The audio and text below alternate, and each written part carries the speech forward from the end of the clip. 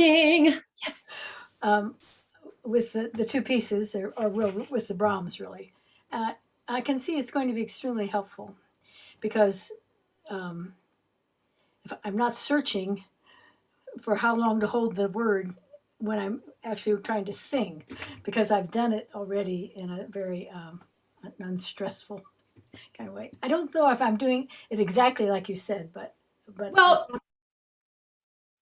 I found a way to do it that made sense to me. So wonderful. Yes, because yes. Oh, I love that. So we had talked, the third part of the homework was talking through text makes a huge difference in understanding that we know where we're going. We understand what the functionality of the articulators need, but then to go back and speak it through on that sort of resonant robot voice, in rhythm, without pitch, so that we get a better understanding of what the breath is doing. And so then what do the consonants and vowels need in order to be easy and efficient? And where when it's a divided word, where the syllable, how many beats on the first syllable, how many on the second one? I mean, yeah, that seems simple, but it helps to do it without pitch and just kind of. Exactly. Well, because we are such visual beings, but our instrument is not, when we see it, we tend to sing like that. So it gets very chopped up. Yes. But if we take time to speak through it, and then we see, oh, it switches the syllable on the quarter note instead of on this dotted half note. We go, oh, okay. Then we have a better understanding, and we're building that muscle memory in before we start, being concerned about pitch. Yes, exactly. Wonderful. Thank you for sharing. Yeah. And love it. The breathing is the other thing. That was great. So fabulous. Love, love, love. That's it. Yay. Thank you for sharing. And I see you in the chat. We will get there for sure. Anyone else have any sharing about the homework, things they discovered, things that they noticed about breath, jaw, tongue, speaking text? Did anyone speak through the Star Spangled Banner?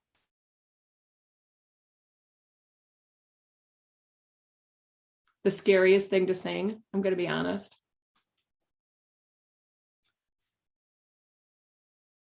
No? Was there only one person that did the homework? I'm just kidding. So somebody asked in the chat, Laura, could you please re-describe how to make slack jaw?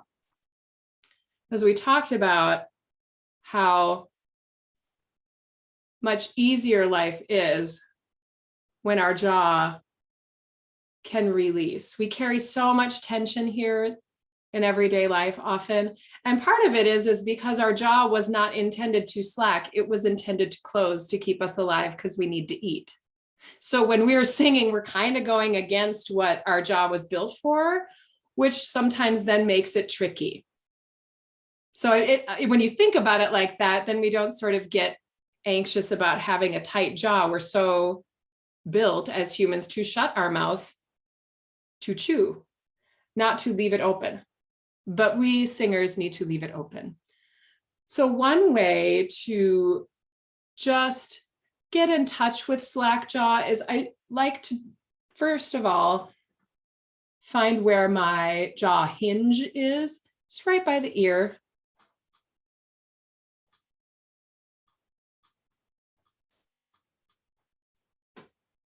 And I like to poke in the hollows.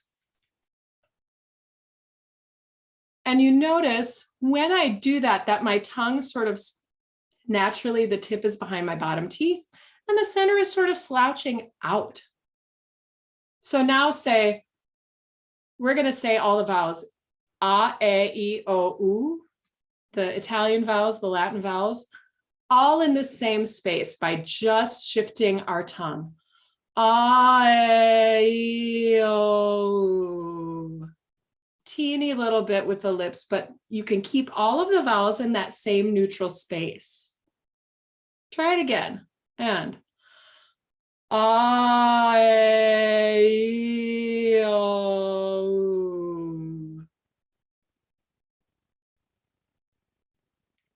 And so when Ming is saying he wants his E's not to be like this, doesn't want you so, I know you have to smile with your eyes when we sing this stuff. This is what he's talking about, making sure that there's enough space here so everything can really resonate and blend a lot easier. Does that feel different than sometimes what we do when we're singing? So now I want to speak through the very first part of the Star-Spangled Banner on sort of this robot voice with our slack jaw. Oh, so after me, I want you guys to do it. So just watch first and sort of play with what it feels like just having your fingers here. Oh, say, can you see by the dawn's early light? Try it.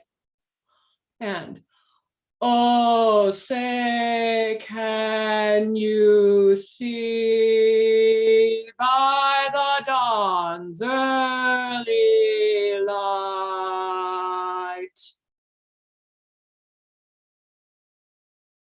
Interesting, no? Does anybody have any comments about what they noticed when you say it like that?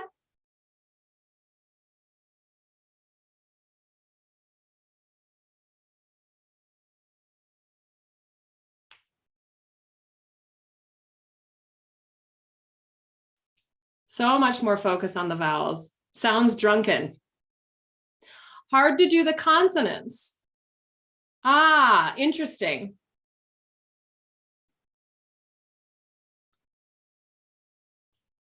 Yes, it's not singing, but that's not the point. What we're doing by doing it with this method is to map out how the breath feels, map out feeling like it's very open, and map out how the consonants and the vowels talk to one another. So if you were having a hard time with the consonants, what you're going to find is if you speed up the breath and not let it just sit in your mouth, but really get it moving. Oh, say, can you see? Just say that very first part.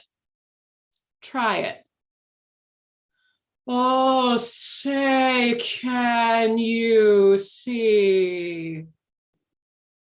Great. Stayed focused on the tongue position. Yes. Tongue moved, the jaw hardly moves. It kind of goes back to that neutral space after the consonants, yeah? Much more focus on the vowels. On the E, the tongue really fills up that mouth. Yes. Because as we saw last week on that diagram, that's the highest tongue position for vowels. Yes, it's difficult to project any emotion, but that comes later in the process of learning a piece. We want to make sure that in every aspect that the functionality is easy. Once the functionality is easy and we're stylistically in the right ballpark for whatever we're singing, then from there, we use that muscle memory for the functionality to help us with the emotion. One thing I learned very early on in my career is I'm a good actress. And if I approach a piece without doing the functionality, say when I sang Streetcar Named Desire, Blanche loses her mind several times in that opera. And the way it was written, it can be very shouty, which can be very rough on the voice because of her emotion. So if I would have approached it with emotion, I would not have made it through the run of the opera.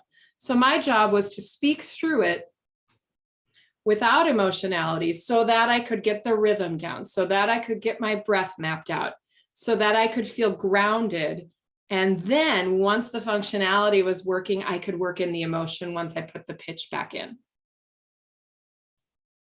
So it's just, instead of trying to throw everything together all at once, our brains can really only do one thing at a time. Multitasking isn't real. It's not a real thing. Our brains can really only do one thing at a time. Everything else falls to the wayside. All the research is out there saying, go back to a thing. Stop trying to do so many things, because then it's all kind of done in a mediocre way.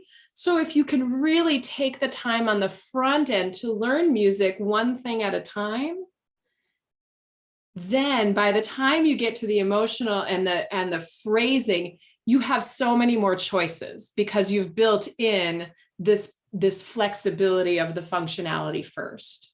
Does that make sense? Because I would say I'm a pretty emotional singer, and this is how I learn every dang thing. Everything. From the Czech opera I just sang, to the jazz standards that I sang, to folk music, to whatever I'm singing, I learn it in this way. Because I want it to sit in my body and not have to relearn it because I've built in bad habits. Yeah, it's hard to do. This is a totally new way, but it's a great way to just, again, slow down and see if we can just, when you're learning a new piece, you'll enjoy it so much more on stage. And when you have to sing, you know, back-to-back concerts, it will just be so much more gentle on your voice because you'll be in such great shape. You'll have built in the right stuff. Great. Easier when the tongue is right. Yes, correct. Great. So let's dig in and start working with some of the back to singing exercises that I put together for us. And I don't know if I sent it out, but I don't know if everybody got it. There was a little worksheet and things. Boop, boop, boopity boop. Great. And we have our straw. I'm so excited to work with you with a straw. Straws up, everyone. That's right. Yeah, also, yes. So what we're going to do is, how many of you had in a choir done lip trills? And have we all wondered why are we doing this? I did. My teacher never told me. My choral directors never told me. And I also found out that there are several kinds. This is a kind of exercise that's called a semi-occluded vocal tract exercise. So that's what the first thing we're going to talk about. And I say that's the fancy way of singing, your mouth is a little bit shut exercise. What it does, the semi-occluded vocal tract exercises help us get a very specific feeling for how easy free singing feels. And it's like a little massage for the vocal folds. It's a great warm up. It's also a great cool down. And I think most of us don't cool down enough. I'm very bad at it. And so I'm just calling myself out in the presence of friends and other artistic colleagues here tonight. I could use a little bit more of my own advice and cool down, because after a big sing, to just suddenly stop or to go immediately to talking, the chords are like, what are you doing? Could we come down from the high first? Thanks. So this is similar to a lip trill, but I like it better because it allows me to focus on many more things. And lip trills, I tend to make tension. I pull. So this is this is my go-to. So all we're going to do is we're going to create a seal around the straw, and you can use any size straw. It's kind of fun to play with different sizes, because what the straw does is it enhances what actually make the vocal folds close and vibrate, which is the back pressure of air. We think about the forward pressure of air leaving our body and going out our mouth. But if we were to just go, that's no back pressure. What the back pressure does is it comes back and it actually seals the vocal folds so that they can vibrate. Now, this allows us to do it with very little effort. Sometimes if we're singing with too much effort, we close them with laryngeal muscles that are unnecessary. And that's why we feel tired and tight at the end of a night. So this is a great way if you're dealing with a phrase that feels like you're pulling or pushing, get your straw and just do the phrase on ooh and use this so that you can feel how much air you really need, or are you using extra push and extra air because you're afraid of a certain leap or a high note or a low note or a fast note. This is a great way to sort of go through and see what's going on, kind of a diagnostic kit.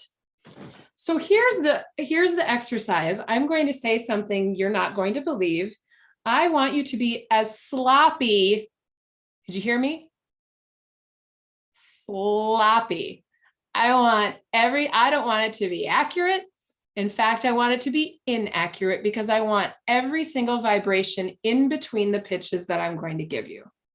I want you to find every microtone, whether it's in the Western scale or not. So it goes like this. I just want you to listen once. We're just going to go up and down the fifth.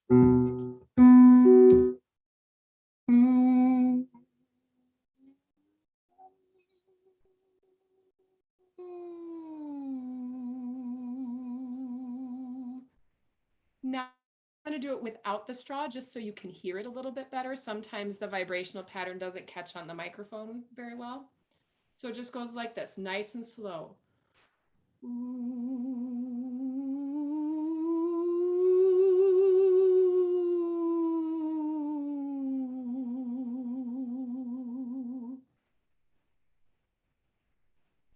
Try it. And.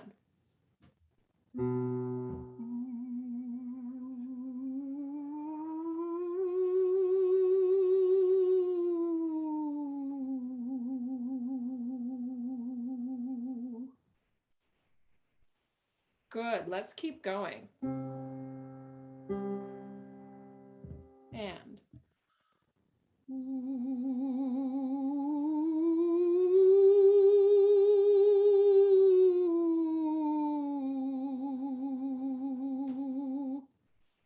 Yep, make sure you're putting a seal right around there and feel the back pressure.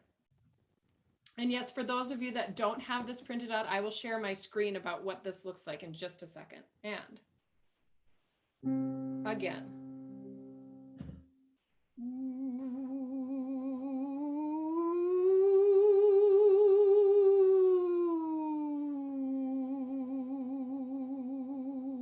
Next. And.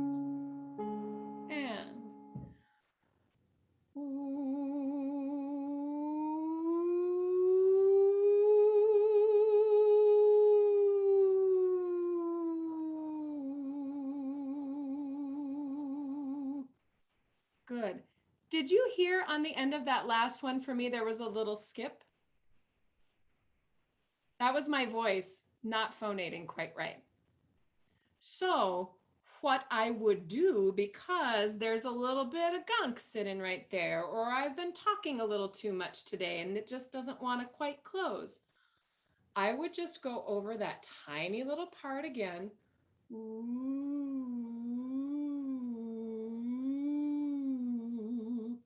Until it cleared off. The other thing about the SOVT exercises is that it's really good for those passaggio areas. So the little passageways between parts of the voice, between registration, chest and head and upper head, whatever that may be. We all have them. And we all have those little clunky notes that kind of like to give us grief. This is a great way to get the balance of forward pressure and back pressure on the vocal folds to come through. So for those of you who don't have this. I'm going to share my screen.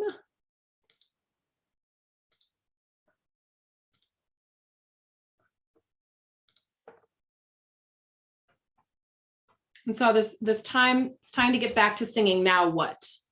This is tips and tricks. So we got the straw, we closed the lips airtight, but not clenched around. We sloppily went up to the 5 from 1 and back down to the 1, catching every single pitch in between. And you might find yourself having a really hard time with being sloppy, that either it wants to jump up to the 5 or you want to start doing steps. That's just the brain telling you what it's used to doing and it's going by route. So when you can unstick that and make it sloppy, it takes all of the vibrations around a pitch to make it really vibrant and resonant. So we want to make sure to keep all of that as beautifully loose and stretched and accessible as we can. And we want to make sure that when we're doing the straw, that we use a very gentle onset, that we don't feel a hard glottal, but that the air is just moving, and so that we can sense exactly how fast the air is going and exactly how the back pressure feels. So you can see in the little from voicescienceworks.org, if you've never explored this little website, it's more than a little website. It's really fun. They have some great information. But this is what it looks like. So when the straw is in, you can see the arrows going down where the straw is creating that back pressure. And that second little right here, the back pressure reflected at the lips. Here are the vocal folds, pressure from the lungs. It takes both of those in order for the folds to close and vibrate. Great. So this is probably my favorite exercise of all time, because it really forces us to do things that are very, very quiet, so we can really pay attention to what's going on. So I want to do a few more of these, but if the range gets a little too high, don't worry about it, friends. But I kind of want to do it in some sort of transitional areas, so you can feel how it kind of wants to flip and do weird things, and how to just keep going over it in order to gain that stability. So speaking of stability, we didn't ground or get our alignment sort of grooving, did we? Can we put our feetsies on the ground, 4 corners of the feet, flex them thighs, get our seat in the seat. If you want to shimmy it in there, it's late, get our energy going. Get that seat to get settled, yeah. And then really feel your spine coming up and out of that. Take a second.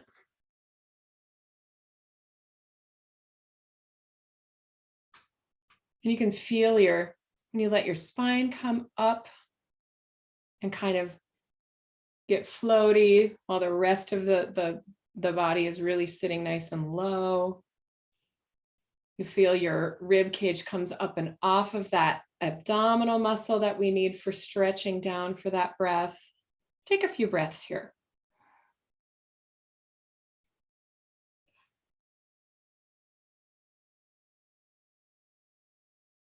Let it come in your nose. Blow it out.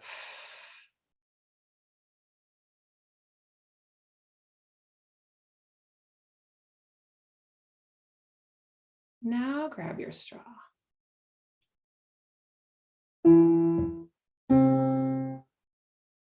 Let's start here. Ooh, and. Ooh. Ooh. Now we're going to skip up. And.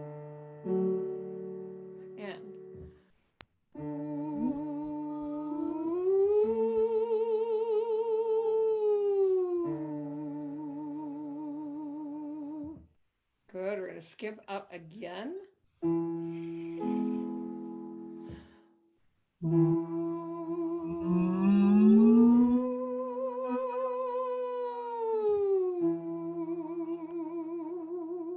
Good. Couple more. If it gets too high, don't worry about it.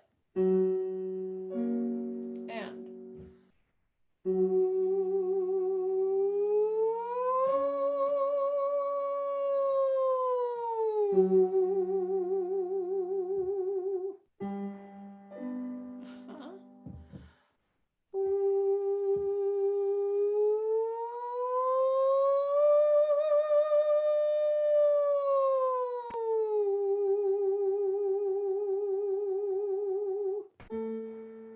Last one.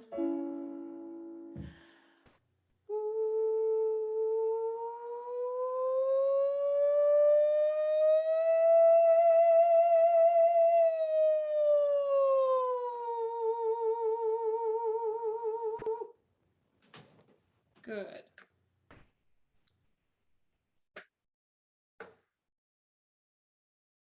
Good, good, good.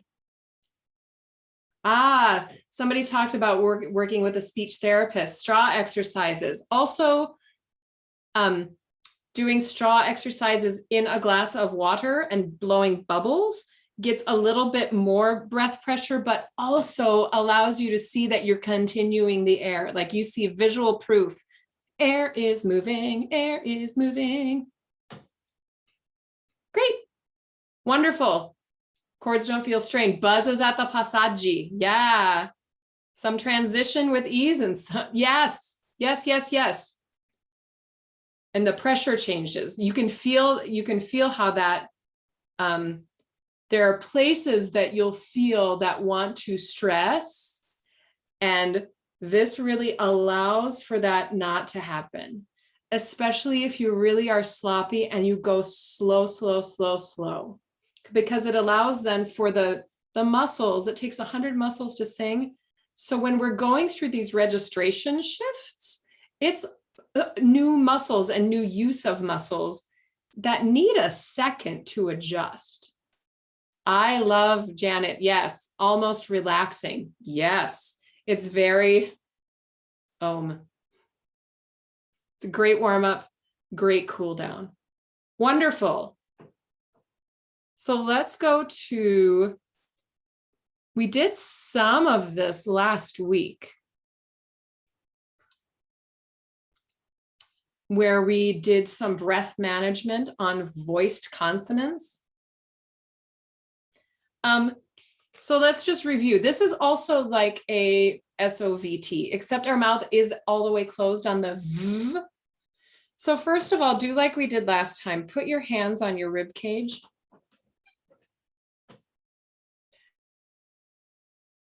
And so you can feel on the onset of the consonant that your rib cage actually buoys out.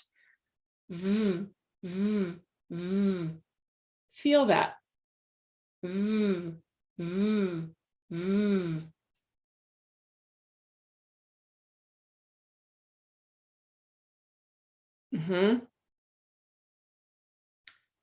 Now,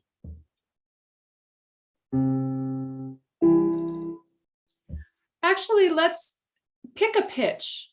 And now I want you to sustain that V sound for 10 counts. Any old pitch, don't care. Right in the middle of the voice. Here we go. And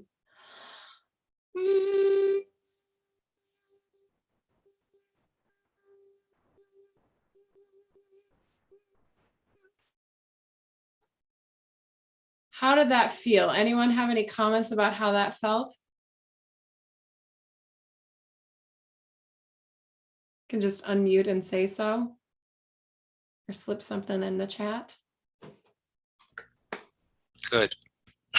Yeah. Could you relaxed, kind of relaxed? I love that word, relaxed. Isn't it's kind of, it feels like trickery when we're on a vowel or on a consonant like that, and it still feels relaxed. Great. Buzzy, not steady, pulsing, interesting. That's something to look for. Is the breath steady? Was there too much breath, maybe, that it was kind of building up too much back pressure? Buzzy, didn't run out of air. This is a great way to build up breath stamina again for those long phrases.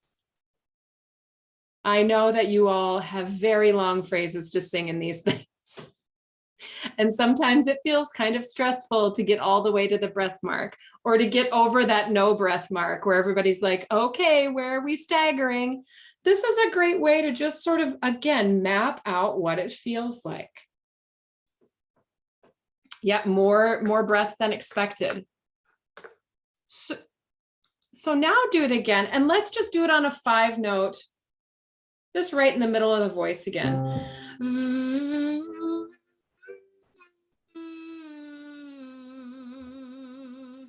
And get grounded first, and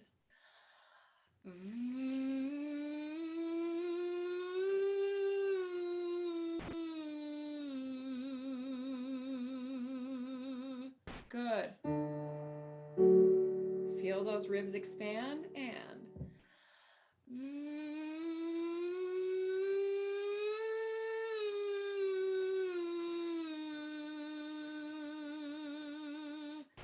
in fact, this time, do that with me. Use your hands to remind your ribs to just stay nice and open throughout. And here we go.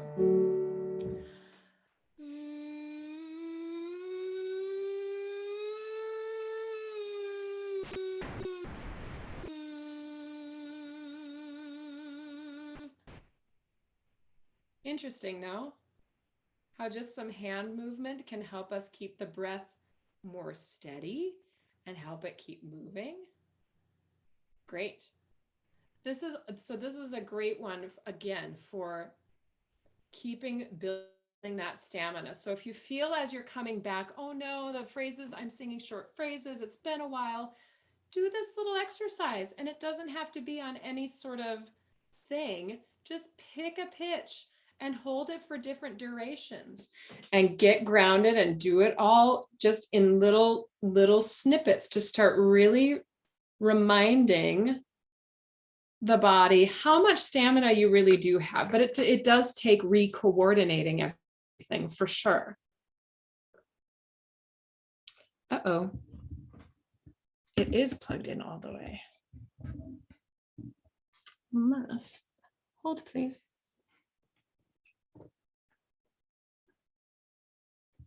Just double check that everybody's. Okay, thank you. Great, great, great, great. Now I want you to grab your straw again. This is a great way to make sure that sway back, that relaxed jaw is in place. So I want you to take the tip of your straw and put it behind your top teeth. And just hold it vertically. Can you see? This looks like every picture anyone's ever taken of me singing. And so now insert straw.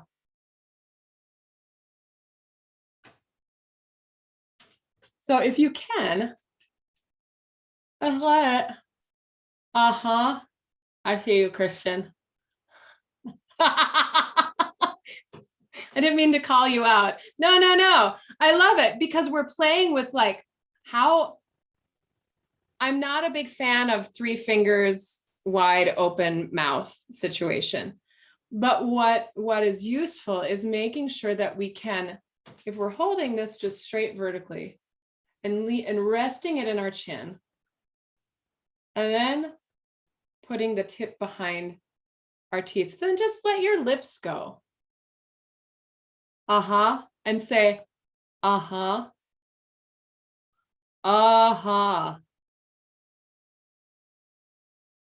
now just take a few breaths with that straw there. Yes, for some people, this is not going to work. If you feel tense, don't worry about it. we are looking at accessing that sway back jaw. It is amusing teaching people to sing. I get a lot of joy out of it for so many reasons.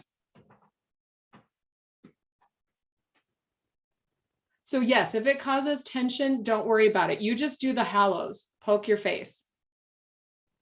That's another way to get that jaw to swing back. But some people like to do this when they sing, or some version of this.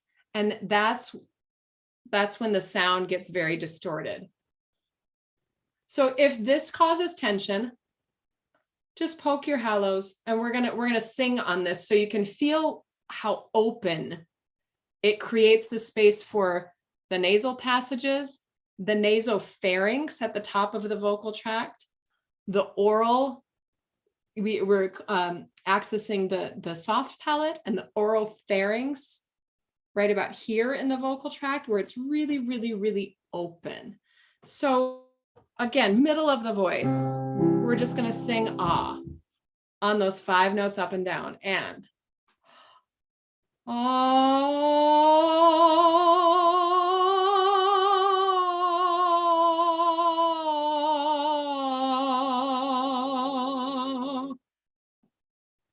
Notice your tongue can lean into the straw to keep that nice arch. Try it one more time. And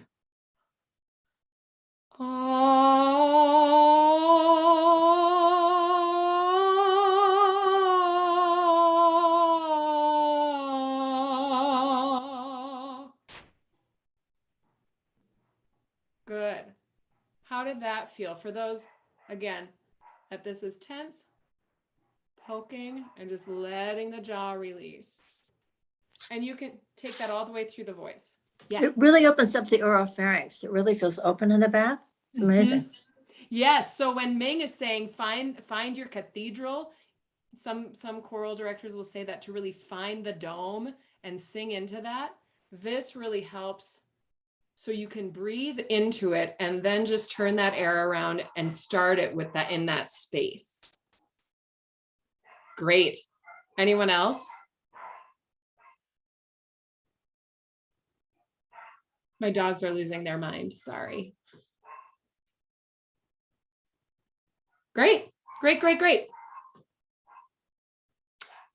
So we did the V sound, but I feel like one of the other things we should make sure to cover is going in and out of consonants.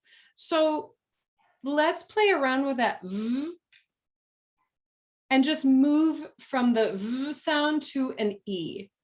What's lovely about this is it really helps get, again, that stamina of breath, get the balance of the engagement of which muscles need to be active and which muscles need to be relaxed. Some of you said in the V exercise that it felt really relaxing. And so we want to make sure when we open it to a vowel that we just keep that similar feeling as much as we can. So let's do this. We're going to go up for on V, on V, and then open up to an E on the way down. So like this.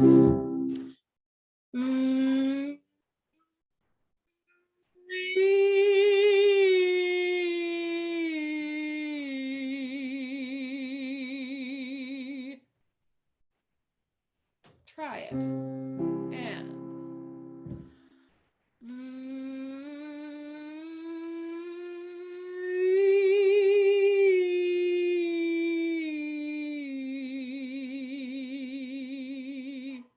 good, let's keep going.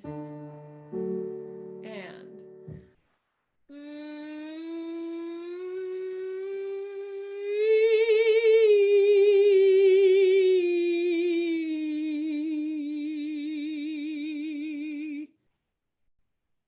good, let's keep going, keep playing with it. And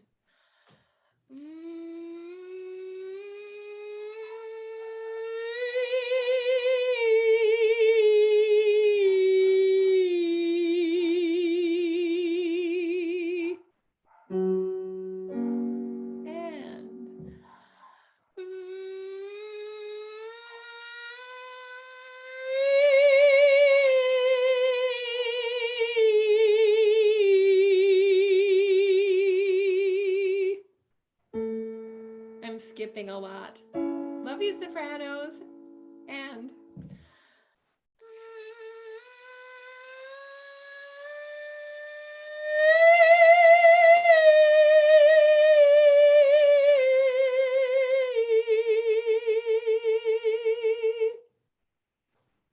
you see, the nice thing about teaching online is that I can look in everybody's mouth very closely without making them super uncomfortable. If you were in my studio and I was like, let me see what your tongue looks like, it would be a little awkward. So this is a really safe way to like completely observe what I'm doing and then look at your face in your screen and see how they match. Is everybody a little bit different? Of course, but we're looking for that really arched tongue. So let's do that again, and feel free to stare me down. I'm not going to take offense if you're like, what's her tongue doing? In fact, I have to say, I know for a fact at concerts I sang with you all that I had students come and say they sat in the front row so they could see what my tongue was doing. That's right. Wow. And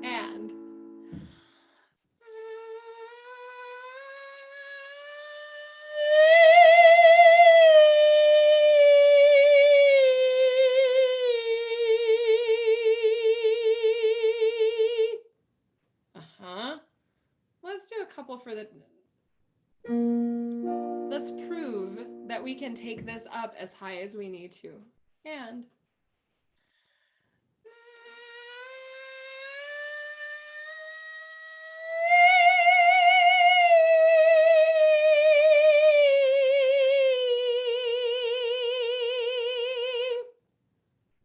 good.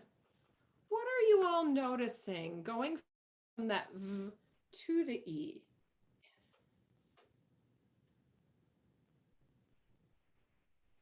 Anyone?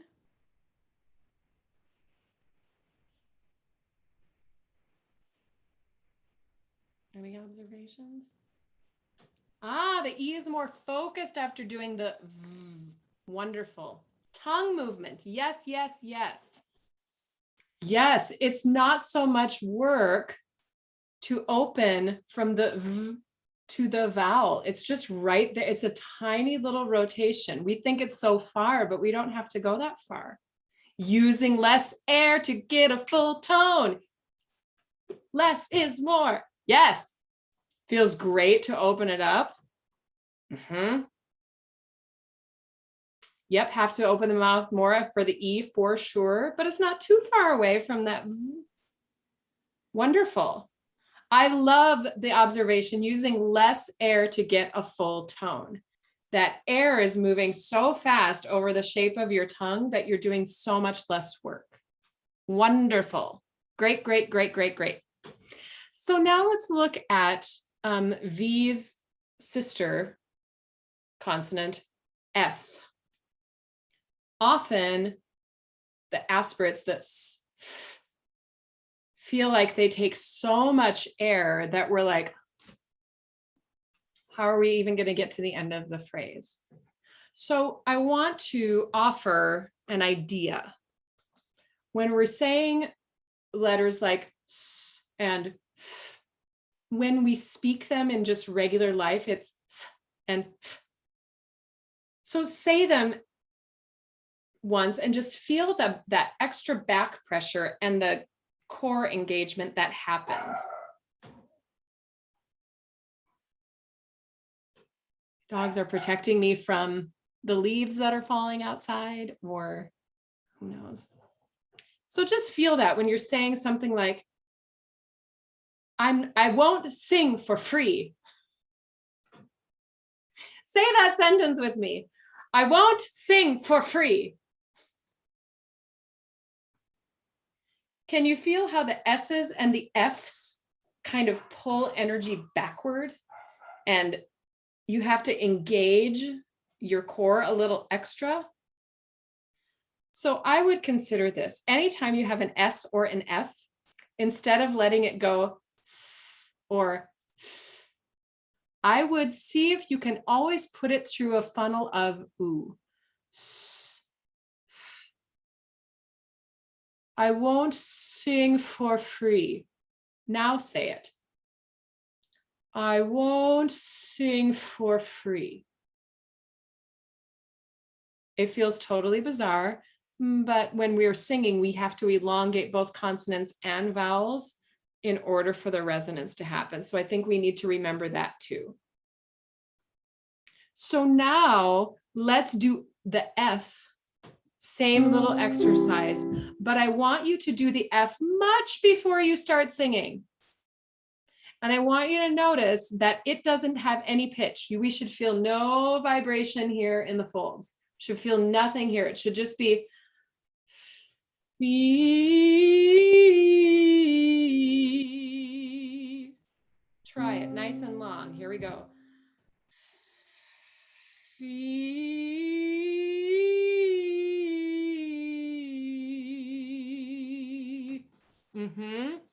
And poke in the hollows, absolutely, for this F too. One more time, and fee.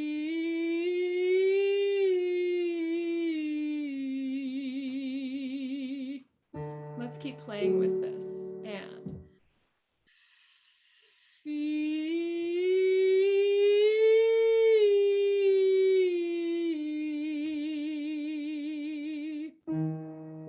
Good.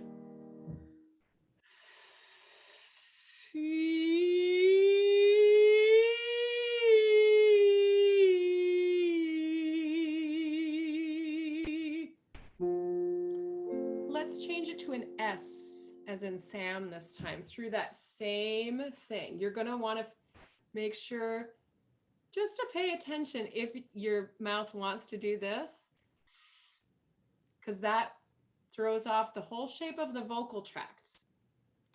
It's not just the shape of the front of your mouth. It affects the entirety of your vocal tract. So the more that we can keep it sort of in this ooh shape, the more long and tall the vocal tract can be, and the easier the breath moves through, less in the way. So let's do it on with S.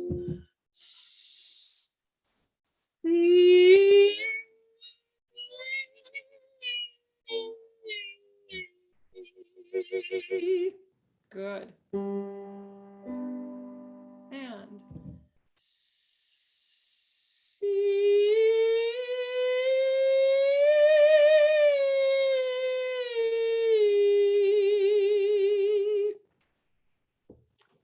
good. Anything you noticed about utilizing those consonants?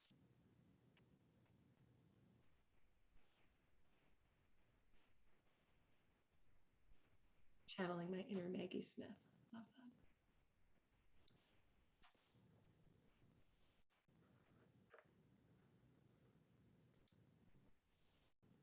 They do use air. Yep. Easier with the front consonants. Interesting. Yes. Ah, this Lisa N. Yes. Very astute, nuanced observation. Had trouble getting into the pitch after being voiceless. This is anytime we have a consonant that doesn't take pitch, we want to be very careful that we are not making pitch while we're speaking that letter. We shouldn't be prepping the pitch underneath the letter. Sometimes we accidentally do that, and that causes a lot of problems, not just for the diction, but the air can't move because we're trying to sing two letters at the same time, one of them that doesn't actually take pitch. So phrases, you're singing Brahms, you're singing in German, yeah? Or is it Latin? German? So often what coaches say for German singers is they get your consonants early and long in order to really get the air moving so that on the beat, that's when the vowel and the resonance should really start. Does that make sense? So you're going to have a lot of Actually, let's try it on an ich laut. I want you to just do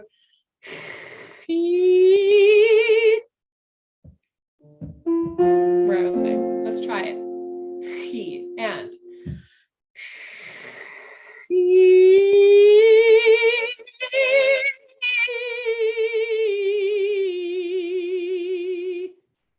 I can guarantee that combination is the consonant a CH in German. If it follows an I, ich. If it follows an ah, it's an ah laut. It's a little further back. But we want to make sure to keep getting air through it without any pitch, so that when the vowel does open up, it's all ready to go. S feels nice and smooth. Yeah, but it can be hard getting into the pitch after a voiceless consonant. So making sure that you practice that coordination so it doesn't turn into C. Can you feel how different that is? C.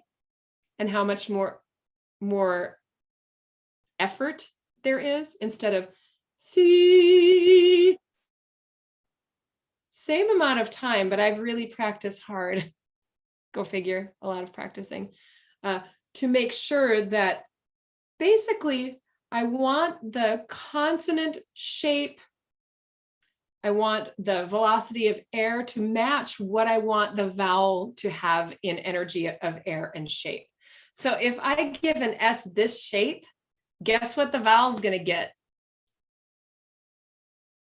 It's not going to be that pretty. So if I instead inform where I'm going to move my consonant through with a shape that's going to enhance that tall vowel shape, that's something to really experiment. Weichem. That's one of the words you'll be singing. Great. Good. Fabulous. And last week we did, so those are just some things to play with. Last week we also did the puffer fish. Did we do the puffer fish? I've already forgotten. Oh no, if you're looking around, then we super did not do it. This is my favorite to do in voice lessons because it makes everybody feel silly. Puff your cheeks. Got a couple minutes. I just want to get this in because it's a great one. It's so silly. And if you ever work with me and I'm singing with a new conductor, I'm for sure doing this in my dressing room. I'm just gonna, because it just gets everything balanced and it's super silly and it gets everything moving in a way. And we'll talk about why in a second. But I just do this down 5, 4, 3, 2, 1. Blop, blop, blop, blop, blop. Try it. Blop, blop, blop, blop, blop. Make sure for every B, the cheeks just kind of gently puff and don't take a big breath. I said it. That's right. I said it here. Don't take a big breath. Hardly any air. Blop, blop, blop, blop, blop. Great. And you can take this all the way through the voice. So if I was singing it, I could take it up the octave because it gets the balance of compression and release. It's just physics. If the compression in the face of air is right and gentle, the release is the air is released. The chords vibrate evenly, so there's stability in the tone. The jaw releases down and back like we want it to, and the tongue has a job by saying L and then goes back down to home base. Blah.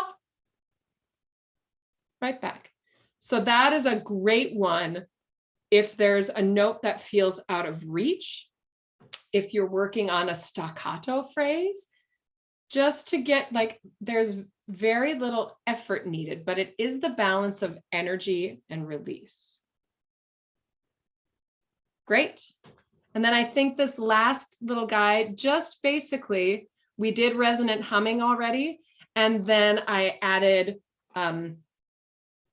just made sure that you had the YouTube videos for the breath and for opera singer in MRI, and diagram for tongue and vowels. And so you can play with that when you're working on your music.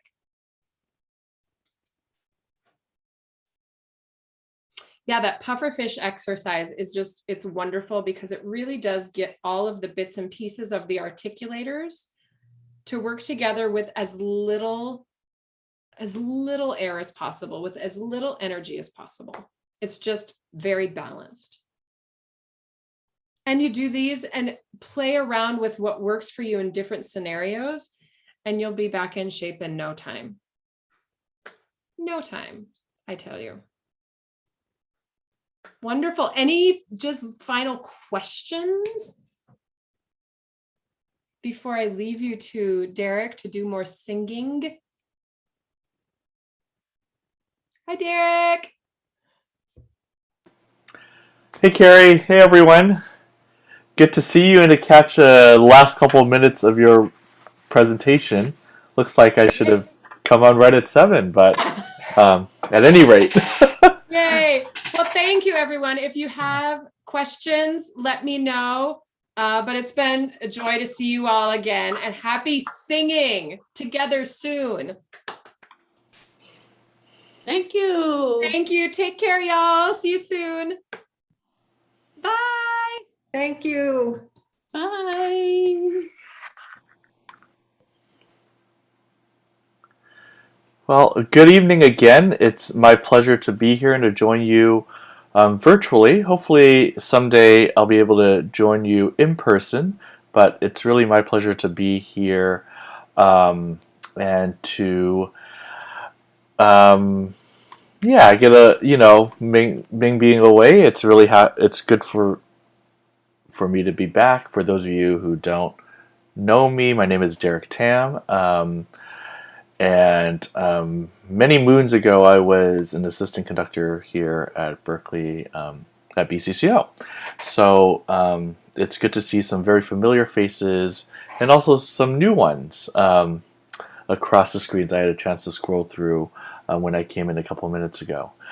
My understanding is that Paul is also with us today. Is that still the case? I'm not That currently. is the case. Oh, I see Paul right there. Hello. Hey, Paul. Can you hear me?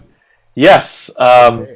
So I guess, yes, if we can get 2 spotlights, that'd be wonderful. So I will defer to your expertise, Paul, and we'll just kind of, my plan is to start everyone with the Brahms and then to move to the Mendelssohn. What we're going to do is, given that we, as you well know, can synchronize, we'll work mainly on the German and then integrating that into the musical expression. I'm sure that you're working really hard with your notes. I also know that you're working really hard on just reinvigorating all those choral habits. From what I heard that Carrie mentioned, it's been a year and a half, and we're all just trying to figure it out. So be patient with yourselves. Be patient with the process, and let's just go right into it. Right into the Brahms. Paul, if you don't mind just playing maybe 2 bars before they come in at 27, and we'll go through. Let's see if we can just go through the entire section in 90, 2, 3, 4, 5, 6. I don't know what tempo Ming's been taking. Probably just a stately sort of slow as written. Probably 1, 2, 3, 4. Does that sound? Sounds good. All right. And I'll play the vocal lines and, maybe fill in a little piano if I can. Mm-hmm. But so I'll start at bar 27. And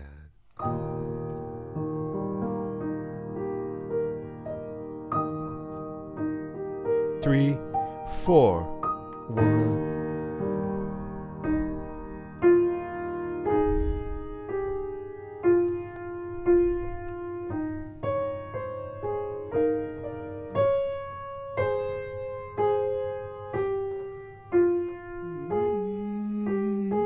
bass tenor and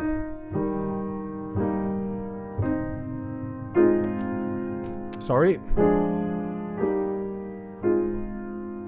This is 36.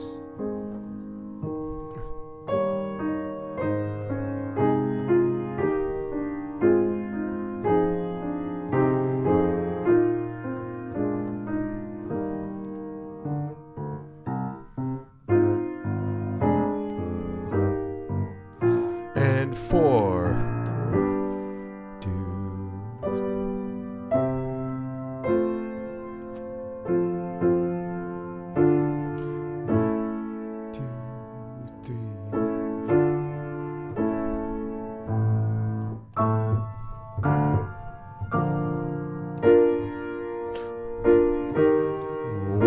Here you go, tenors. 3. And everyone else?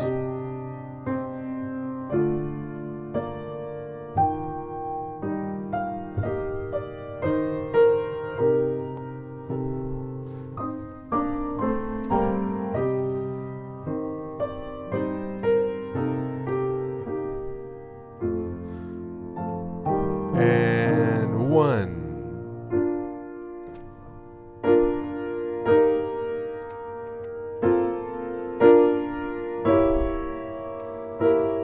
Soprano.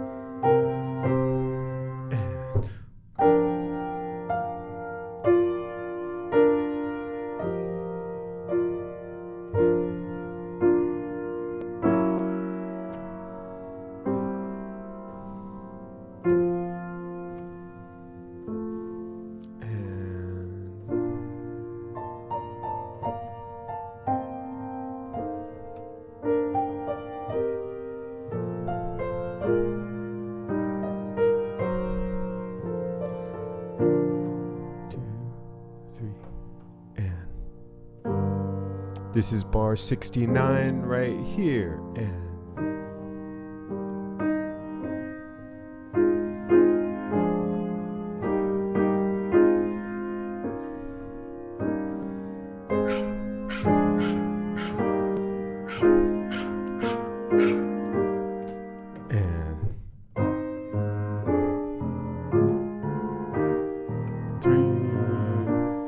3, 4, and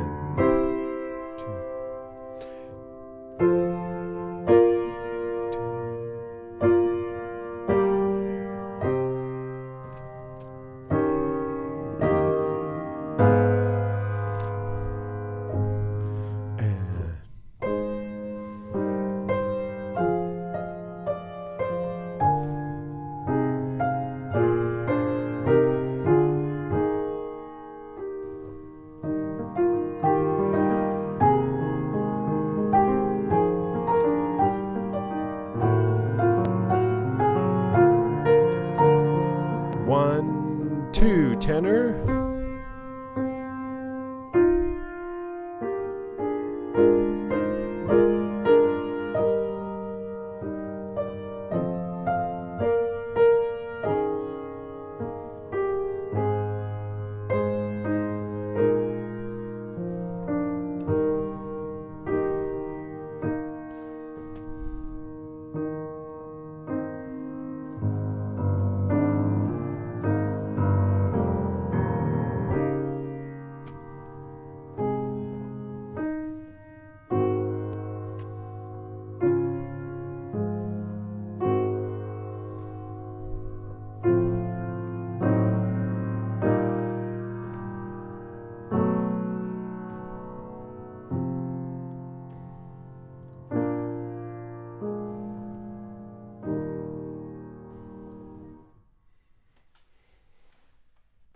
Thank you, Paul. That was lovely. And Thank you. everyone, hopefully we got a chance to just reacquaint ourselves with, if we haven't looked at it since last Monday. One thing I'm noticing for those of you who have been brave enough to keep your screens on is that we're all looking down very studiously. And I have a feeling that somehow that Carrie's teaching probably suggested the opposite. So if I could recommend that we, when possible, lift our music up, that would be lovely. So let's go back to the beginning. My understanding is that we're getting more and more familiar with the German. And as I said earlier, I just want to connect the German with the phrasing. So if you'll indulge me, I'm going to read through just what we say the first stanza of the German, and then we can read it together, and then we'll start integrating it into the music. Okay, so wandert droben im Licht. Repeat after me. Wandert droben im Licht. I'm just going to roll my R's a bit just so that we get the choral German. Auf weichem Boden selige Genien. Auf weichem Boden selige Genien. Glänzende Gürtellüfte. Glänzende Gürtellüfte. Rühren euch leicht. Rühren euch leicht. Wie die Finger der Künstlerin, wie die Finger der Künstlerin, heilige Zeiten. Heilige Zeiten. Hopefully we've had a chance to put in the words. If you don't know what you're singing, that's usually a problem. But I assume we've all done our homework. If not, afterwards I encourage you to do your homework. Nowadays it's really simple. You know, you can even just go to Google Translate, type in one word at a time, and you can get 80-90% of the gist. So I do really encourage you to do that. Any particular questions about pronunciation in this first section? And then we're going to start, I'm just going to start speaking in rhythm some of the things. First time with German tonight. Okay, literal translation would really help. Yeah, the translation here it sort of is quite far afield. So I'm sure materials will be provided, but let me just give a really quick overview. So you wander above in light, ihr wandert droben im Licht, auf weichem Boden, selige Genien, on sort of this airy ground, you blessed, selige Genien, genii, like sort of the spirits. Glänzende Gürtellüfte, the glittering God winds, like the winds of heaven. Rühren euch leicht, you stir in light. Wie die Finger der Künstlerin, heilige Zeiten, like the fingers of the artist, the Künstlerin, and playing the heavenly strings. So overall, this is a very ethereal first movement. Sorry, I was just kind of going word by word, and I realize it may not have made sense completely, but hopefully you get the gist. And as I'm seeing in the chat, we'll try to get a literal translation. It's really important, especially with language, lyrical language, poetry. Really important for us to understand, so that whatever gets forth to the people who are listening, more can hopefully be transmitted to them. But let's, I'm sorry, I didn't know that this was our first night with German, so I maybe misunderstood what Ming told me. But let's put it into action. Altos, we're going to go right to letter B. This is measure 29, where you come in. So you get the first statement, a choral statement, and I don't know how many markings have been put in, but what we want to hear. Can I get an E, Paul? If you kindly, E flat. Sorry, thanks. Let me see if I can sing what I want, just to give. I think the phrasing. So we start very piano, very dolce. Hier wandert droben im Licht auf weichem Boden selige Genien. Sorry for a little crack there.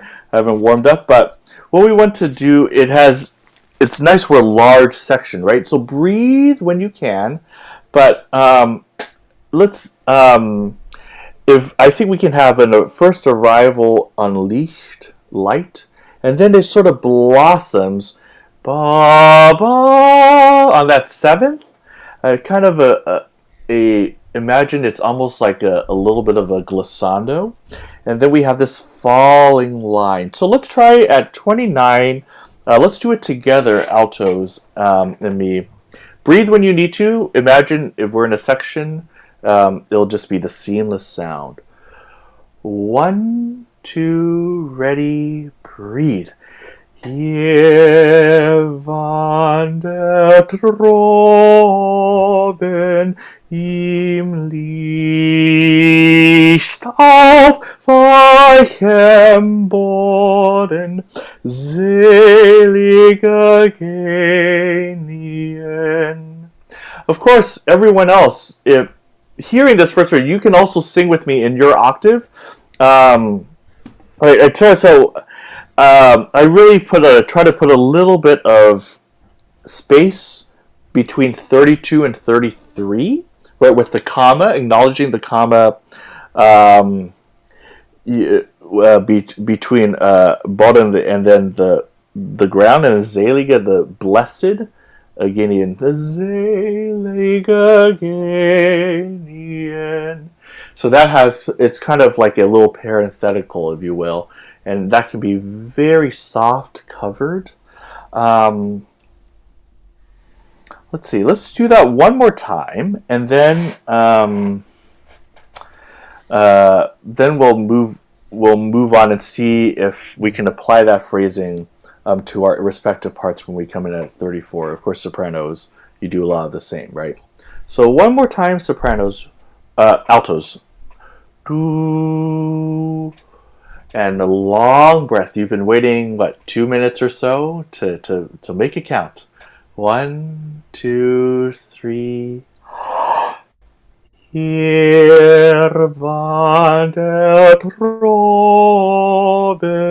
im Licht auf weichem Boden selige Genien. And your beautiful sound has to inspire everyone else to come in. So let that be your hallmark of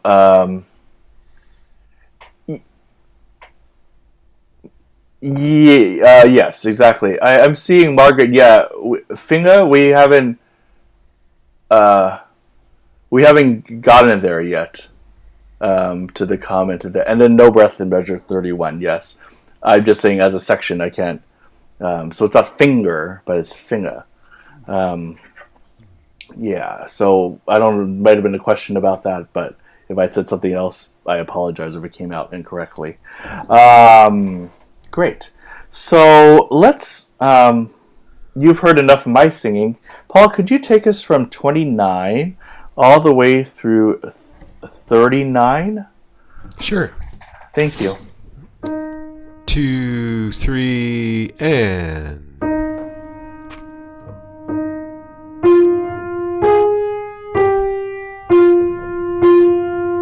Imagine a crescendo, everyone.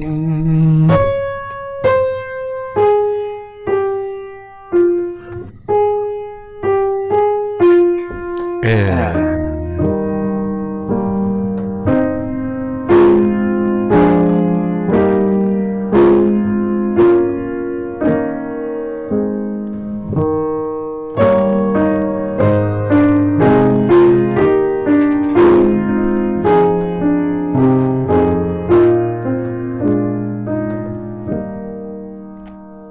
Nice. Thanks, Paul. So everyone, as you can see, the alto phrasing, of course, influences yours. David, I see your comment. Unfortunately, I think because of the lag, my singing will just probably hinder Paul's playing, and that'll be no fun for everyone involved. So I'm sorry about that. Couple of things I want to point out at 34, that section where we come in together, is now we get a chance to create the harmony, which is always fun. And how do we see ourselves in the role, the melody plus harmony that comments on it? Tenors and altos. Hopefully, you are hearing your role at bar 36 as sort of a suspension and a release. Dissonance, consonants. So, ba-bum, im Licht, altos, right? And then, ba-bum, im Licht. So we really lean into the downbeat. It's not an accent like this, right? You see, I try to prepare the dissonance. Like when you step up onto a stair, you prepare your foot to step up as opposed to stub your toe into it.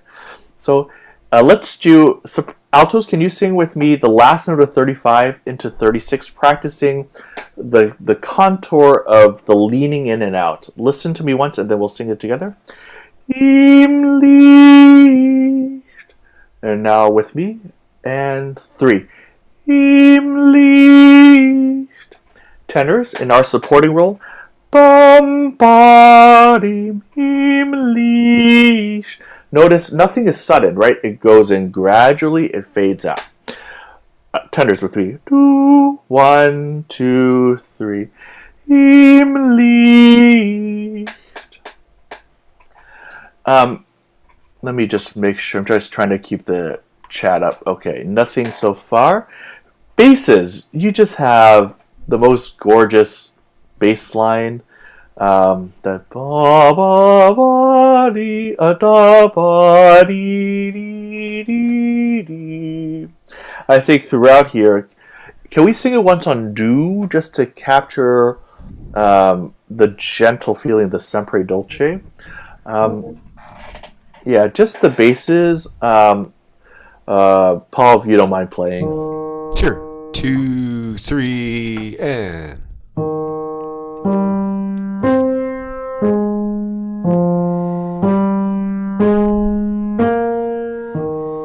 Keeping it very light in this.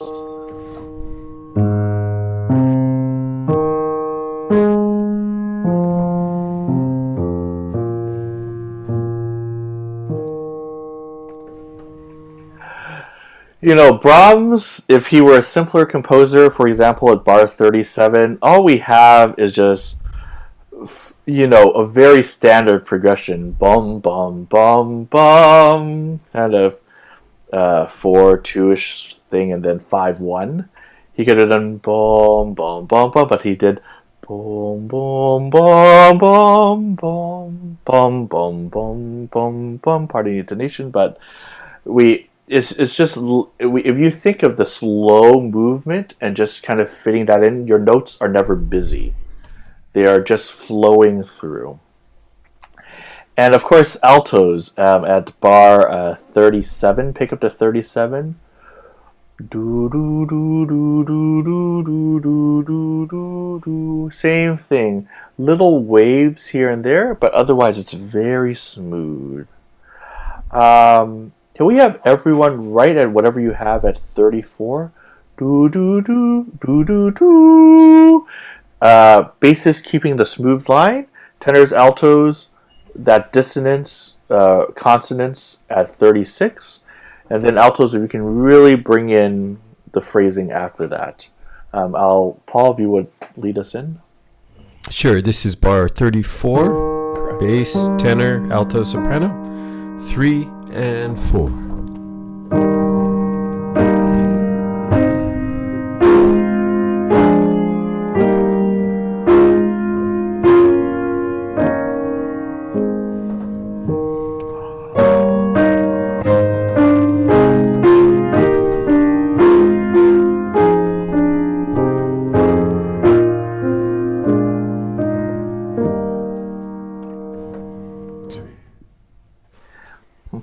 Lovely. And then, we're in this lovely E flat major because this is romantic music. All of a sudden, we go to a related but somewhat distant key, right? We have E flat major as E flat, G, and B flat. And we're just going to move a note here and there. B flat becomes a B natural. E flat goes down and becomes a D. And all of a sudden, we get G major. Right? On the glänzende Götterlüfte, the glittering, the winds of the heavens, right? So that shift is just captured in the harmony. So it's really exciting if we know why that's happening. I think that's why it's happening. Paul, if you don't mind playing, let's do from right at 41, letter C, through the next page, 41 to 51. Sure. So, yeah. All of a sudden, we're in a new key, new adventure. Yeah, so here are your pitches, folks. Bass, tenor, alto, soprano, and 3 and 4.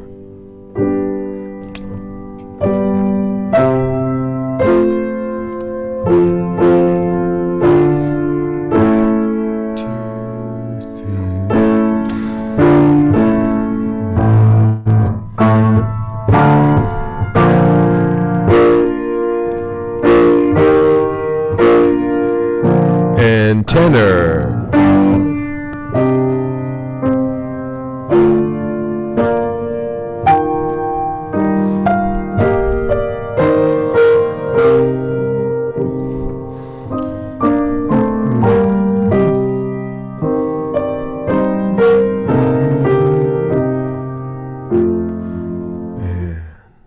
Yeah, lovely. Thank you.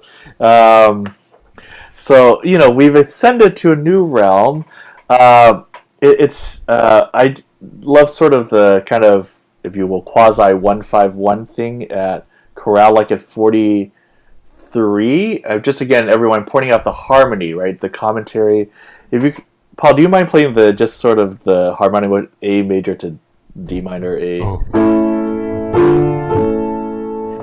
We have the same thing up a staff. Yeah, so we get this restatement, and over this sort of the stirring and the lightness. It's rising. It's very lovely. And then at 48 sopranos, I'm not gonna sing in your octave, but a glance and a Götterlüfte Ruhe. I will say the words again, yes. But I just wanted to comment, at 49, the winds respond with the same thing, this beautiful chain of thirds. And then the same thing after at 50, 51. Just to realize you're kind of inspiring the instruments there. So that's all nice and theoretical, which is as much as we can do here nowadays. But we should probably get to nuts and bolts. Some words, I got a request for that, and I am again going to do it in rhythm so that because we're more or less in the same rhythm here. So we're going to start at letter C, everyone. That's bar 41. So you can listen, or we will do it twice. 1, 2, 3. Glänzende Götterlüfte rühren euch leicht. 3, 4, 1. Rühren euch leicht. 2, 3. Glänzende Götterlüfte rühren. If you have different words, sorry. And rühren euch leicht. And so forth. Let's do it again. One thing I do want to point out is, even at this stage, can we be really diligent about doing the hairpins at 43, 44, 45, 46, and then 47 through 49? So one more time, reading from C, but adding more details in, dynamics as we go, where we never do the same thing twice. I see a question. Can you say the D, E again? I. Oh, you mean like a Glensinda? Glensinda with, there is no I there. If any, it's sort of a German schwa. It's a little brighter than our American schwa, but let me see if I can do it better. Let's do it from 47, everyone.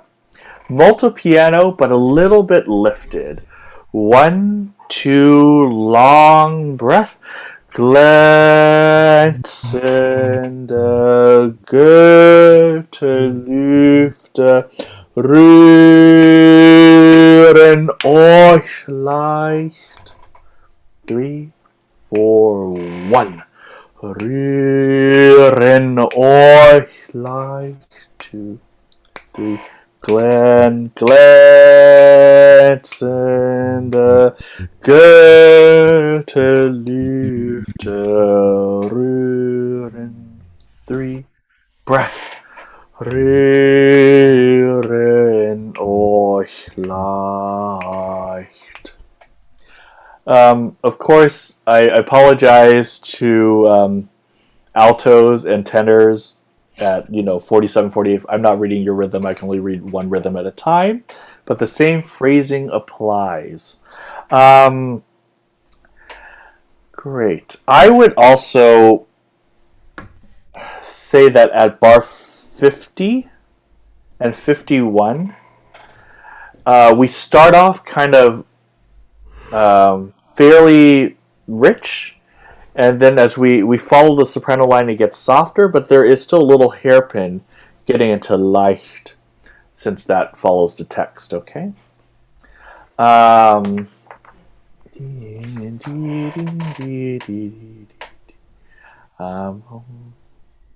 Let's try singing again. Let's put in the words and with the phrasing. Again, you'll have to be your own best teacher here. I giving us some tools that hopefully we can use, and from there. And I got a question about a hairpin. Sorry to introduce term. I don't know what terminology we all know, so apologies for that. A hairpin is when we have a combination crescendo and then a diminuendo together, and it looks like a hairpin, and so people just call it hairpins. But again, combination crescendo, decrescendo is a hairpin. So let's go right at C. Paul, if I could ask you to play right at C through the section. Absolutely. Here Thank you we so go. much. 2, 3, and.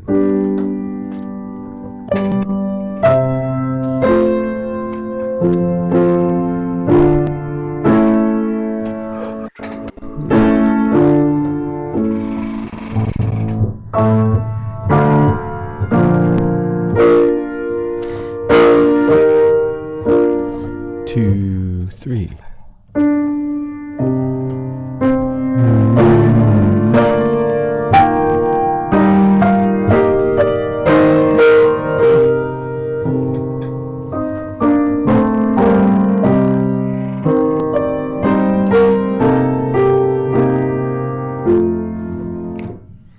Thank you. Lovely. One thing Paul captures so well is sort of the stress and release, especially when we get to, like, for example, bars 49, right? 1, 2. Same thing at bar 50, 51. So it's important we do that and capture the strong weak of the words. Other things that I want you to be thinking about, of course, are just suspensions and releases. So tenors at 46, your pickup into 47. Glenn. So even there, you have a little bit of you have to crescendo into the downbeat, And then same thing at 48 altos, do your F natural, going from 47 into 48. Yeah, Glensida is one word. Hopefully, has someone been thinking it's two words or nothing? And then I got a question about the roll. So Sung German has a little bit of a roll, but it's not like an Italian sort of thing for the most part. A little bit. It depends on context, but that's sort of the rule of how that works. So it wouldn't be like, for example, just to illustrate 50, it wouldn't be or whatever, right? Just a little flip. I guess that's probably hopefully that answers the question in the chat. And then we switch to just moving on for now. We're going to go to section D. That's page 9. Measure 52. Yeah, and Christian, thank you. Yes, shiny, glittering, shimmering, all those things. 52. And now we have the fingers that are like playing the heavenly strings, the harp, in other words. So let's sing through it once, if you don't mind, Paul, playing from 52 through 64. Very good. Very good. Thank you. Here is letter D, bass tenor, tenor alto, 2, 3, and.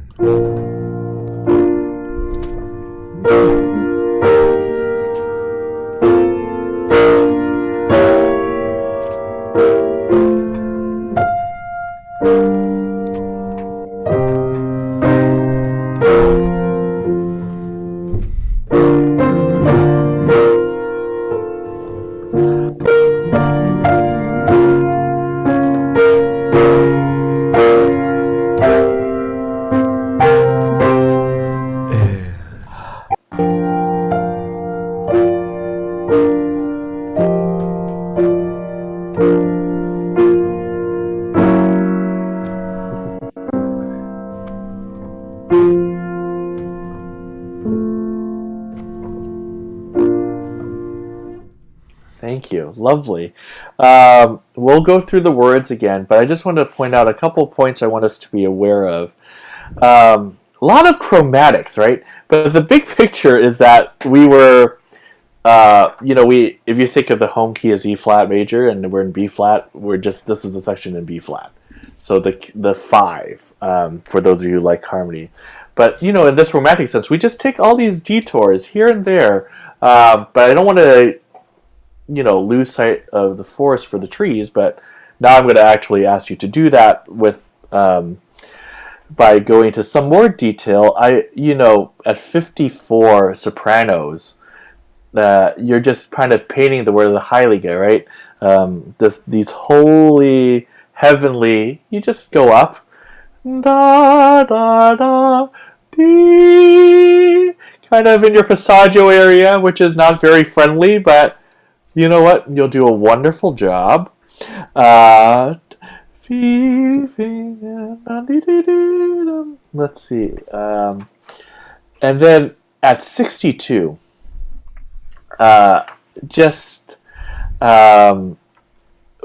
if we can just look at how that chord is spelled, we have in the part of it is for economy's sake, but at 62 basses, you have an F sharp, and a B flat, D flat, E.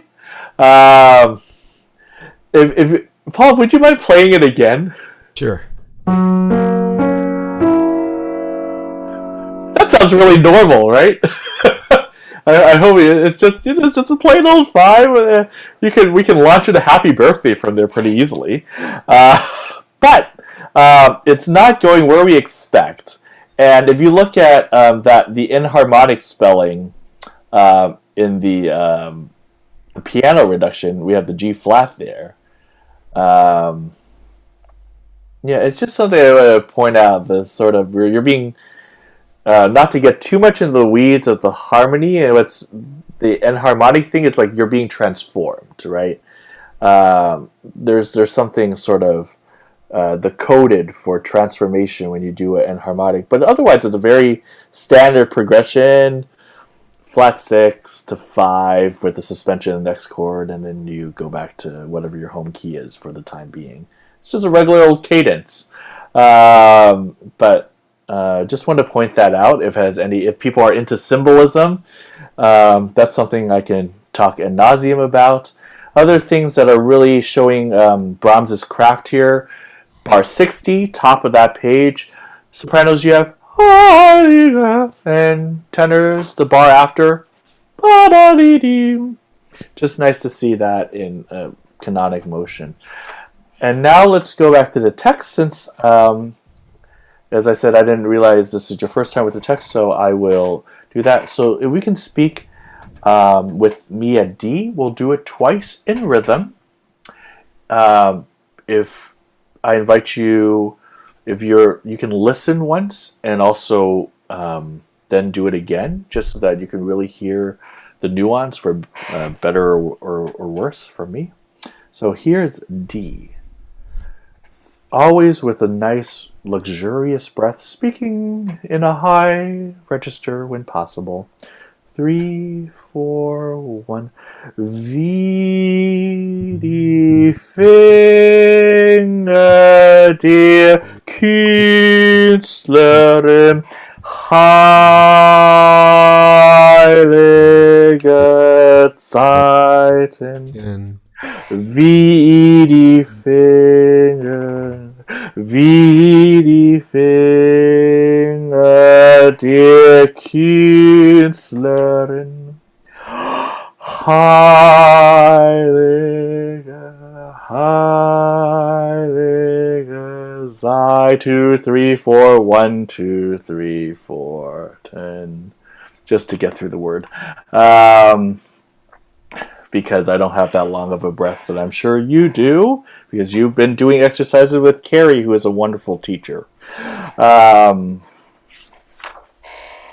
So obviously at bar 62, you'll just need to stagger breathe. But Paul, would you just show kind of what kind of the notes still need to lean into? For example, the tenor kind of suspension at 63, and then maybe a little bit of the D flat in the tenor, the alto line. So Paul's going to play 62 for you, but just listen to how your notes kind of reassemble themselves into the right place. okay, so here at 62, bass, tenor, alto, soprano. So first the altos will move, and then we'll hear the tenors do their suspension. So it's 62, and altos move, and tenors resolve.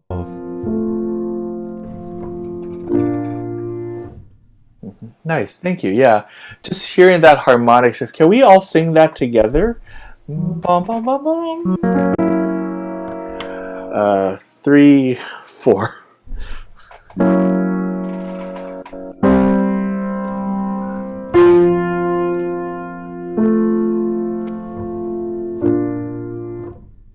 Lovely. And I'm sorry, I should have just let you do it, Paul. I forgot that we have the distance. And of course, we're tucking in the diminuendo that goes all the way to the first beat of 64 as well. Okay, let's speak the text again from D, as promised. I am speaking the soprano line, so I know there are some discrepancies, so just speak your line. 52, 1, 3, 4, 1. Wie die Finger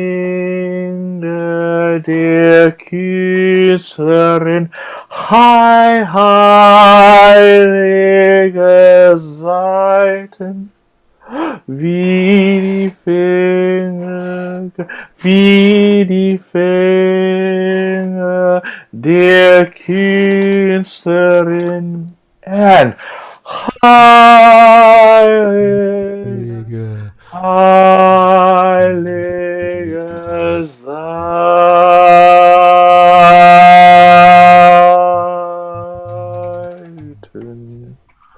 And really fading away to nothing. Partially maybe you because you ran out of air. But just want to point out at 60, right, it's the peak of the crescendo from the previous page that we have to get pretty soft again. And that, that peak is on this beautiful ninth chord. Ba-dee-dee-dee. Probably would play together, so you can just hear that. 60 downbeat.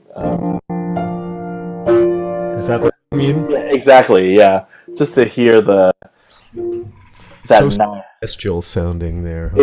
Exactly, and of course, if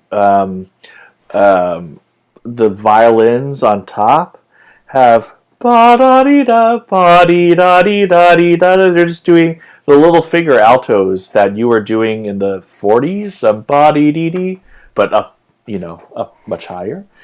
Let's sing it now from D. Ba dee dee, and Paul will just lead you in. Okay, 2, 3, and 1.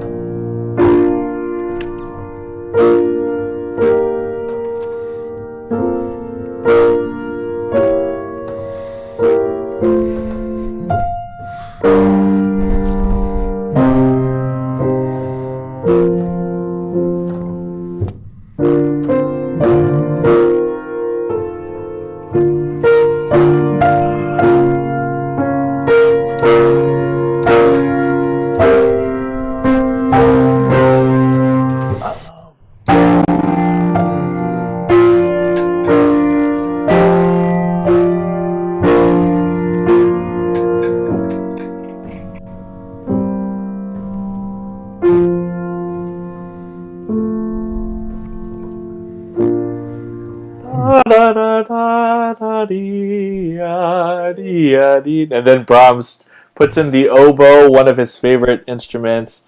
You hear that in the second movement of the Brahms violin concerto. Thinking of the choral stuff, Nenya, another one of these shorter choral works, has that beautiful opening. Which you should listen to sometime. Also, Brahms was obsessed in at least the choral works with death and what happens in the afterlife, or what doesn't happen. Nenya is a similar kind of reflection on loss and death. Not to get too gloomy. And then I saw a question. Yes, please. So VD. If anything is just escaping because of Zoom, I apologize. But yes, the question is in bar 56 and 57. Do we pronounce DIE? Please do. Okay, moving on. We get to bar 69, the Fateless, Schicksalos. Now we have this section. I don't think I've spoken the text here, so let me just speak this really quickly. Schicksalos, wie die schlafende Säugling, atmende himmlischen, keusch bewahrt, in bescheidener Knospe blühet ewig innen der Geist, und die seligen Augen blicken in stille, ewige Klarheit.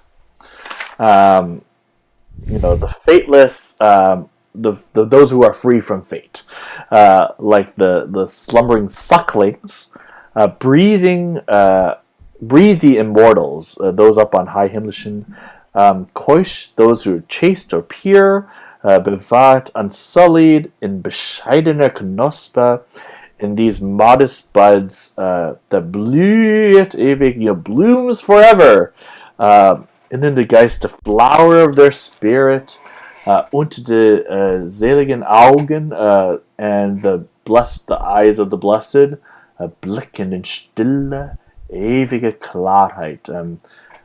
They gaze in this still, peaceful, forever clarity. Just a really beautiful feeling there. just to be free from fate and to bloom forever, and the spirit, eyes of the blessed, just gaze forever in this eternal clarity, which I think is sorely lacking here in our mortal realm. So with that in mind, can we just remind ourselves of 69? One thing that is hard to capture is, of course, in the piano reduction, which is no fault of Paul's at all, is a sort of the ominous nature of the brass at 67, the ottoni. It just adds a different color, and then it's like a little bit of it's ominous for a second, and then it fades away back to the color we're more familiar with. I just wanted to hint at that. Sometimes you get clues in the reductions, and then you have to listen for it. But actually, Paul, if you don't mind starting at 67, and then we'll do from 69 through 81. Sure. Here's 67. 3, 4. You'll have to imagine the brass, yeah?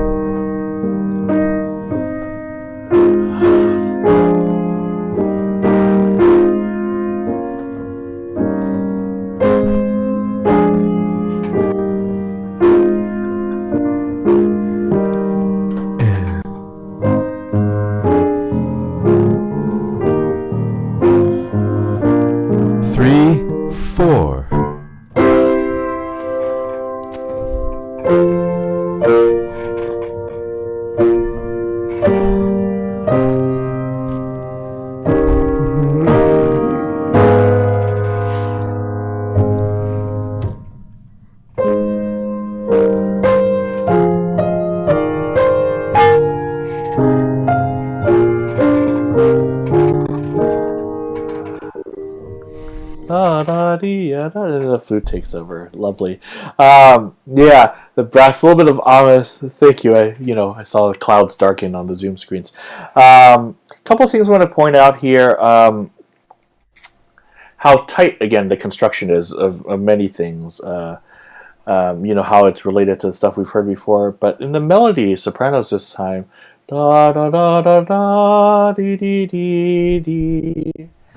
Something's changed. Instead of reaching by altos and sopranos, you had the 7th leap earlier. You're just going up the 6th. And the D flat, of course, appears in the alto line, but just wanted to point out these little details matter. That the leap is not as drastic. There's something that's more calm, more tranquil about it. It's not as wide, right? I'm trying to draw from earlier practice here, like sort of there was the doctrine of the affections in the 18th, 17th century, and they talked about intervals, and the 7th was quite drastic and shocking. The 6th could be quite, it was also very poignant. I'm just thinking of like in the Matthew Passion, so I maybe Brahms was really interested in earlier practice, so it's just something I maybe rightly or wrongly drawing conclusions around. And then right at E, it's we go from we've been in E flat major, and this time we're in C major.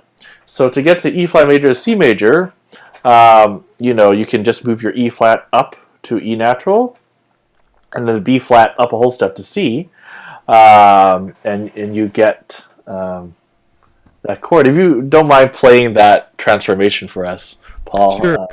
Just E flat to C major. So. Yeah, and of course that's very similar to, or another perspective of what we did in when we moved to G major at letter C, E flat to G, right? Just these common tone things, and then E flat to C. It's So just kind of seeing two different perspectives of these. The word I'm going to use here is common tone modulations, which is a very romantic practice, and Brahms is just taking the other path here. So anyways, again, Zoom rehearsals are great for conductors to hear themselves talk, so I'll resist the urge. And can we just go back to 69? Let's speak the text 69 through 72 in rhythm. 1, 2, 3, and Schicksallos wie der schlafende Säugling atmen die himmlischen. So I try to do both of the. I assume, I do not know, that we have a little breath between beats 3 and 4 of bar 69, just so we can separate the fateless, or those who are free from fate. I would put that in and then ask Ming next week. Same thing at 71 between beats 1 and 2. Atmen the Himmlischen, so we can really just acknowledge the phrasing there. Can we sing that once? I realize we are starting to run into near the end of rehearsals, so I'm going to try to get through to 81 at least. And thank you for your patience. Everyone, let's sing at 69. Paul, if you would lead us in there. 2, 3, 4.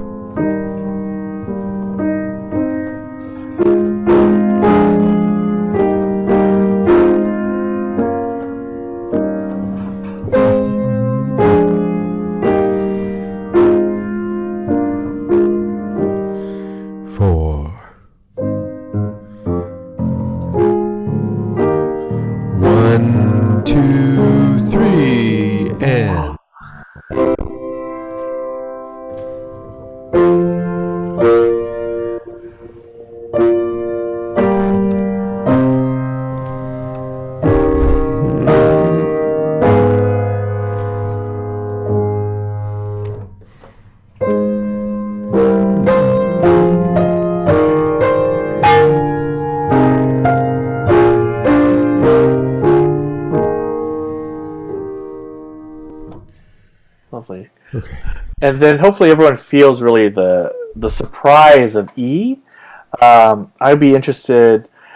It'll be a piano, but it'll probably have a very lift and sort of a presence to it. Ming can describe more what he wants later, but just something to be aware of. Don't be shocked by the harmony, and don't be shocked by the difference of feelings. But let's speak the words right at 75. 1, 2, speak with me. Kors bewahrt in bescheidene Knospe. Breath blühet ewig, ewig in der Geist. Sorry, I think in trying to read everyone's rhythm, I read no one's rhythm. So apologize for that. You can figure it out on your own at 79. One thing is to sopranos, don't worry too much about the last note of 79. Notice Brahms was very tactical in his writing there. You are joined by your good friends, the altos. If you need to take a breath there, probably no one would notice unless you really took a very audible breath. But do prepare. I think that's one thing you might consider doing. Basses, if you can really guide us.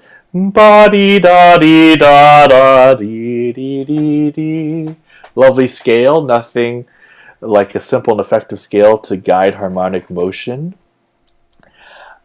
Tenors, of course, you have a lovely chromatic line at 79 as well.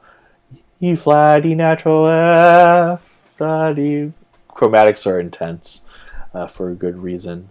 Can we sing that together, Paul? If you would lead us right at E. Sure. Palomares. Sure. Here's the pitches for you. 3, 4. 2.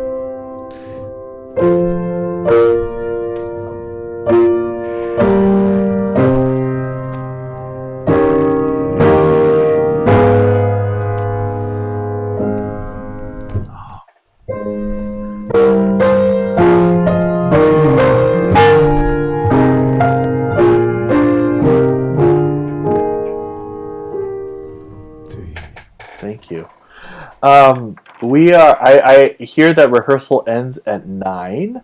Paul, would it be? You can say no, but would it be okay if we did just kind of solidified everything from 29 to where we just were?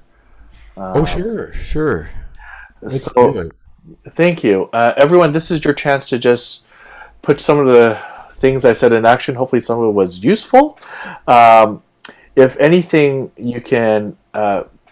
Everyone has a pencil in hand, right? Keep singing, but mark things in so that you. Yes, thank you. As many of you have heard me say, no pencil, no career. So there you have it. One more time. Paul, let's start at maybe 27 and Sure. go through where we just were. Thank you. Okay. And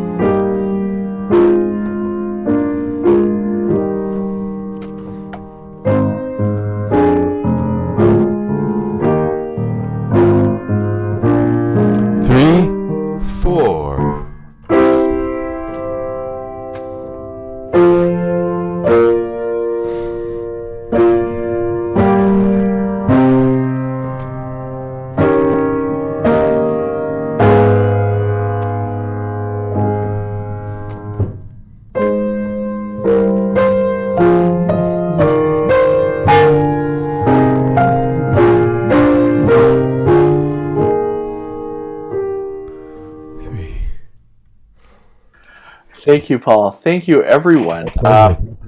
Hopefully that helps us to dive. Today's session helped us dive a little deeper into this beautiful, beautiful piece. I really wanted to get to the end of this section and get us into fire and brimstone, but probably it's all for the best.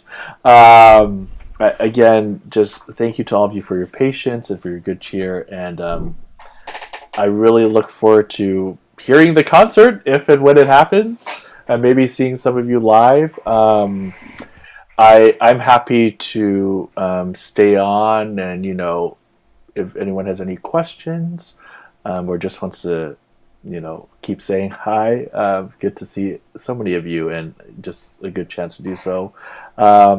If I could take the power of the conductor's podium and say, I have a concert on Saturday, so please just, if you're feeling up for it, come out to it. It's all Bach, for better or worse. Bach Gamba Sonatas, and I just put in the chat. So I know some of you are going to be there. Yeah, so I'll turn it over to you. This is your chorus. I thank you for inviting me, and yeah, I'll stay on, and thank you again. This is great, Derek. I don't want to cut off any questions, but thank you on behalf of the chorus. It's really hard just to jump in and come in when it's not our usual conductor, and you really helped us a lot in this hour. Really appreciate it, and thank you to Paul as well. Yeah. Thank you, Derek. No, thank you, Paul. I could have done nothing without you. So let's put it that way. You would have found a way, I'm sure.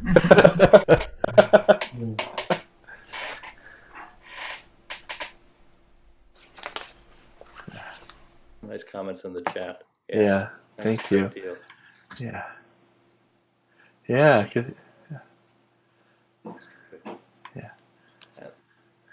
And the Gamba Sonatas, is that at FCB or is it in the city? It'll be a First Church. Yeah. First Church, Berkeley. Okay. Yeah. Great. We'll send out a note. I think it was in our chorus notes. I think yeah, Catherine just wrote that. So yeah, thank you. And yeah, I know some of you have signed up. So sorry, self-interested post there. Yeah. So. Oh, and of course, some of you I have seen in some of the other choruses that, thank you for indulging me. Some of you come up to Vallejo, and of course, I've done other little things here and there. So, feel free to. Is it okay if I ask people to unmute? I don't want to. Yes. Okay. Good to see you, Derek. Yeah. Thank you, Derek. It's nice to see you, Derek. Good to see Yes. Yeah. That's great. Thank you. You. See you, Derek. Bye-bye. Nice. Yeah, yes, very much so. We're looking forward to having a festival of All Goes Well. I believe I'm live streaming though.